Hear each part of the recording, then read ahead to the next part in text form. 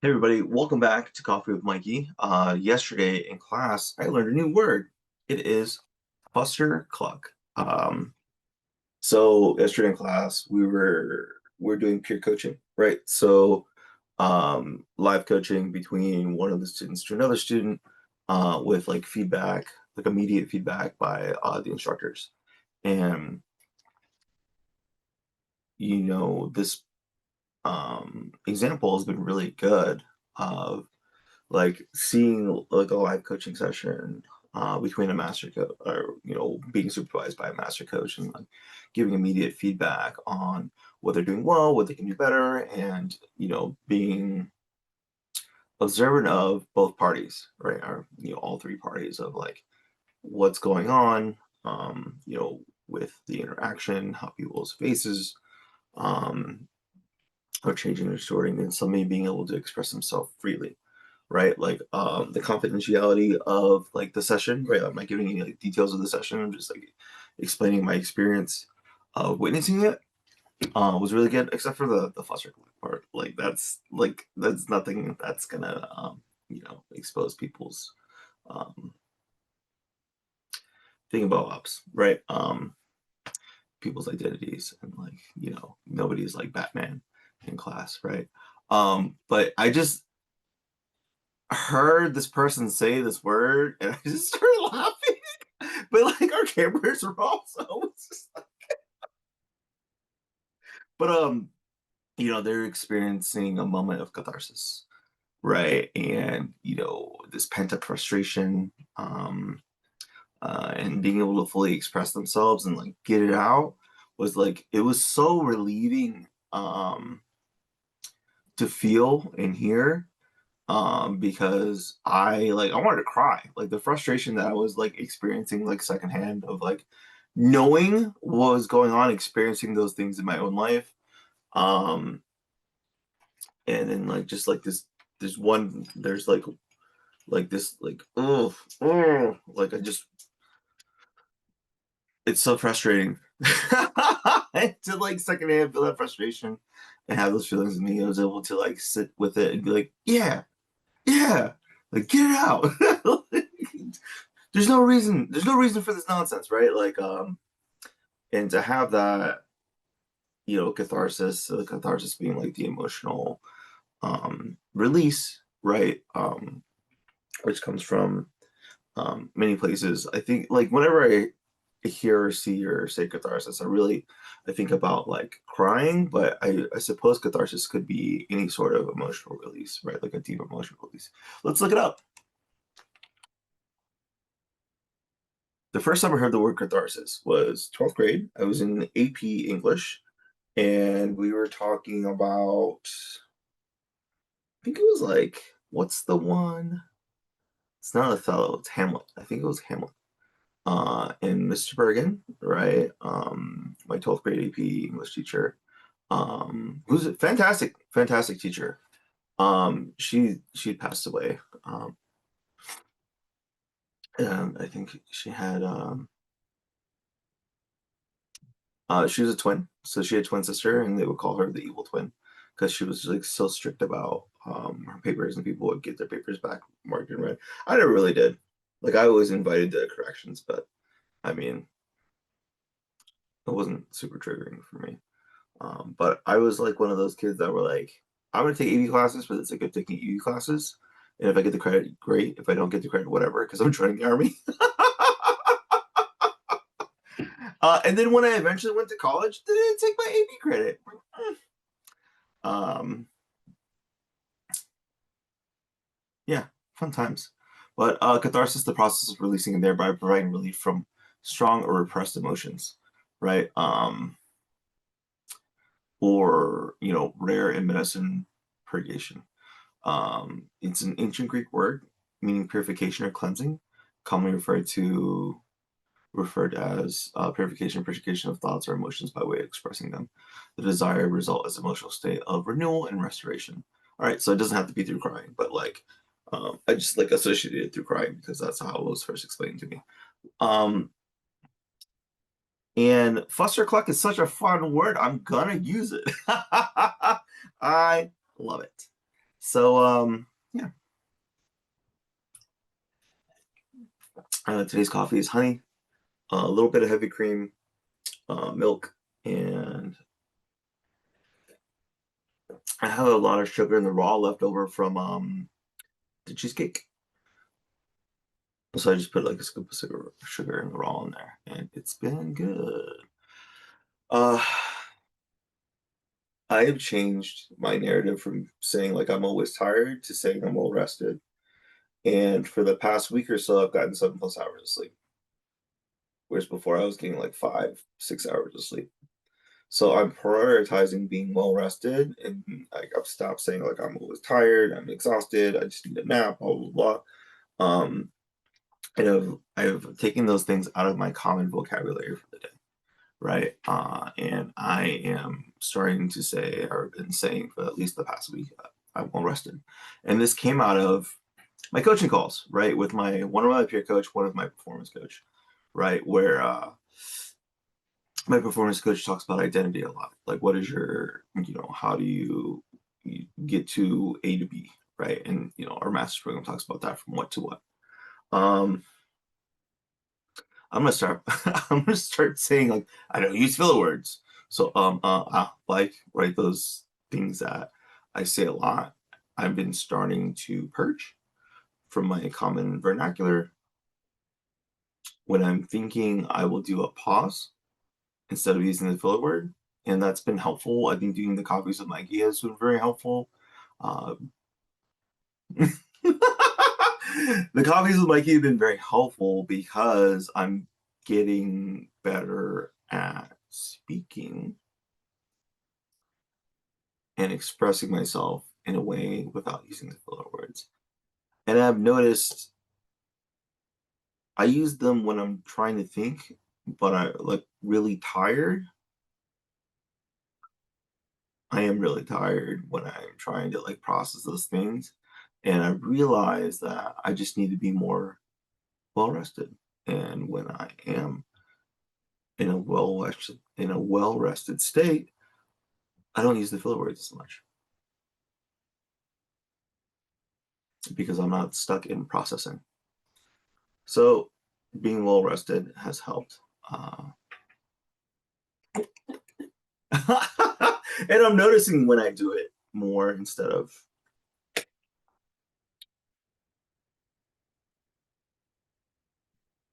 just using the filler words. I'm noticing when I do it, I'm able to catch myself, and I'm learning to forgive myself when I do it and not beat myself up for it. I took a ADHD course with Dr. Brent Horgarth, who's like kind of my hero. And he's fantastic. And the first week of the course was learning to forgive yourself, like self-forgiveness. I'm doing it because I keep thinking about it. But learning to forgive yourself for past mistakes and ruminations of whatever happened in the past, like those things are done. So understanding how to forgive yourself so you can move forward, essential part.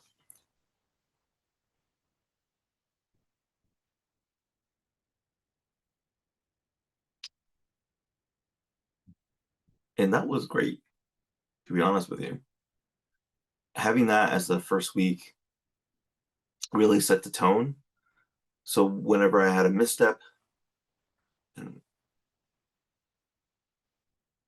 and would revert back to an older pattern, I would say, oh, I forgive myself. I forgive myself for reverting to this old pattern that doesn't serve me anymore. And I want to move forward in my life. So I'm going to forgive myself and move forward. And I stopped beating myself up for small things. So that's been great.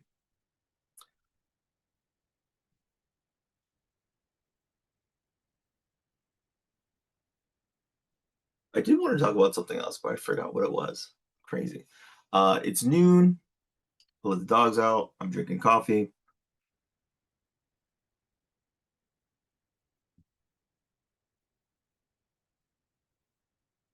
I'm thinking about starting another book series, but I should probably do this first. The Basic Code of the Universe, the Science of the Invisible in Physics, Medicine, and Spirituality. I just want to check it out. I bought it a long time ago, so I stopped reading physical books because I would get lost in the book, in the message, and I'd have to go back and reread like 2 or 3 pages. So I started listening to audio more, but a lot of books don't have audio. So I've been cheating a little, and I'll find the PDF and I'll put it into Speechify. And the secondary hack, I will use my own voice in Speechify so I don't ignore it. I tend to tone out other voices as background noise, but in my voice, if I hear it, I do not tone it out. Uh, I don't know if that'll change. We'll see. We shall see. There are other things that I need to keep track of, but I keep going back to A Soldier's Life, which is a audio series I picked up probably like a month or so ago, and I powered through like the 5 audiobooks. And then I subscribed to the guy's Patreon. Fun fact, he recommended his own book series on one of the lit RGB, one of the lit RPG Facebook groups that I'm in.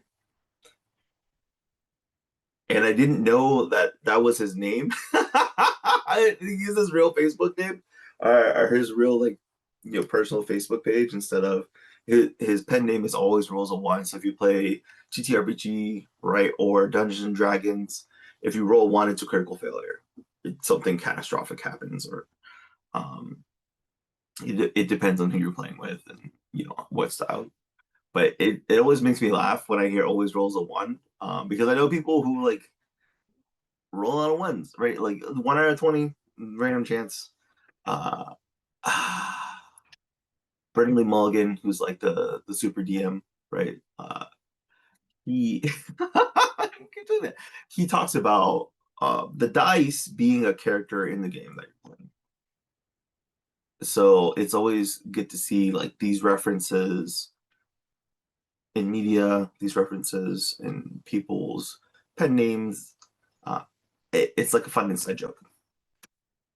So I like it. And I really, really like the book series. I'm on my second listen through in a month. In a month. Yeah, I powered through the first 5 books. I was like, man, this is awesome. So I subscribed to his Patreon, and they're on book 9. So I've been powered through that too. And he releases weekly, I think, or at least 1 chapter a week.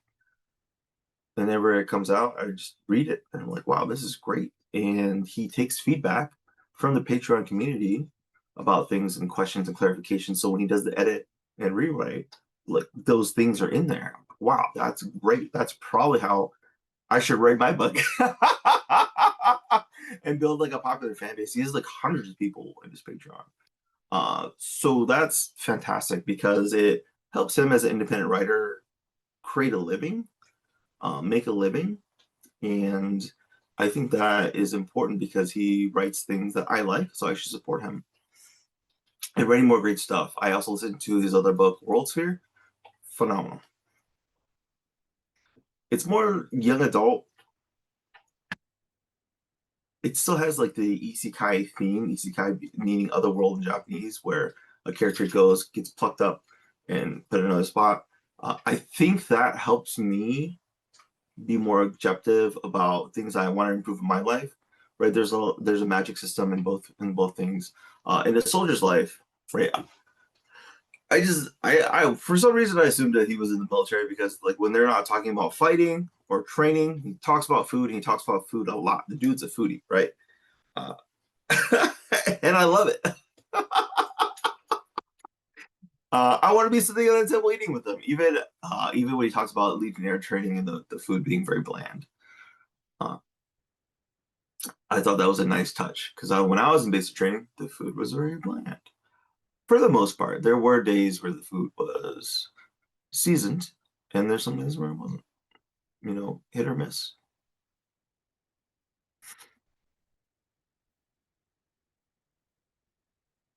But how that relates to my life in real life, it makes me want to train more, right? When he talks about like the sword training and stuff like that, I want to do weight training, right? I want to get out there, swing the kettlebell a couple times. Do I have access to sword training? Probably. At 37, am I going to be like uh, somebody that's competing in those things or competing in like jujitsu and stuff like that? Probably not. Not with my back problems and things like that. Don't want to risk re-injuring myself, but will I go and grapple once in a while? Will I integrate things once a week to get more fit? Yeah. More likely Pilates. I really like Pilates. I think it's a good middle ground between heavy lifting and yoga, right? You get the time under tension and the flexibility at the same time. It's just the most expensive thing, right? I was paying, I don't know what it is now, but I was paying at the time 135 to CrossFit and then went up to 165. And I was like, I think I'm done, right? Like I'm barely going 2 or 3 times a month, right, with my work schedule at the time. And it wasn't worth it to me. I just had some like not great experiences. And been injured a lot. So going too hard, not, pacing myself appropriately, not saying no to people when I was like, I'm going to scale it today. And getting the peer pressure to be like, well, you should overperform because you sit all day. But I mean, that's my personal experience. A lot of people have great experiences. I had great experiences. But at the end of the day, I ended up having to get back surgery. Hmm. What else?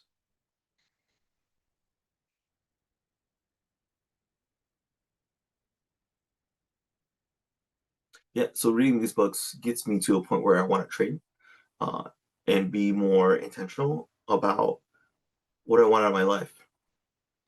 I mean, do I want to be an author? I do want to be an author. I do want to write sci-fi. I did meet a bunch of authors at Reader Nation that write sci-fi professionally. That's their job. And that really inspires me to show up more, right? Talking about their writing styles when they get like time to write, when they like sort things out, do the things like even small things like, well, how much are you writing a day? Like 500 words, 2,000 words? And everybody had their own pace and scale and like how they were putting out books and things like that. The editing process, because I'm a terrible editor. My performance coach says this, like he edits as he writes, which makes it terribly slow. So when he talked about his first book that came out, I'm gonna stop beating myself up for doing it and just notice when I do it and intentionally work on stopping doing the filler words. Dun, dun, dun. My performance coach talks about his writing process and editing while he writes. So his publisher did this. They had him talk about his book, took the transcription, and had somebody write out the transcription or edit this transcription for him, give him the final copy, give his thumbs up, and then they published it. Ta-da! So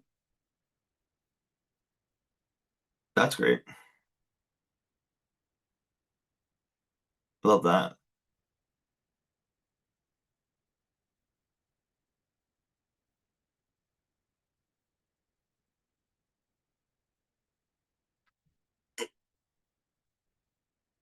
I think that's it. Take care. Bye.